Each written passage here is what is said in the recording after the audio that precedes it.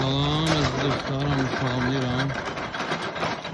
Almaniyada gedirik butulka təhvil verməyə. Görək qazancımız nə qədər olacaq. Təhvil verməyə başladıq. Gördüyünüz kimi 25 sent davam edirik arkadaşlar. 7 euro 16 sent olub artıq.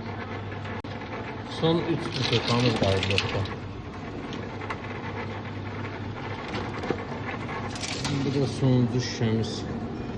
Bunu da təhvil verək. 15 euro 16 sent qazancımız oldu. Manatı özünüz çevirərsiniz. Bir kağız aldıq 15 euro 16 sent.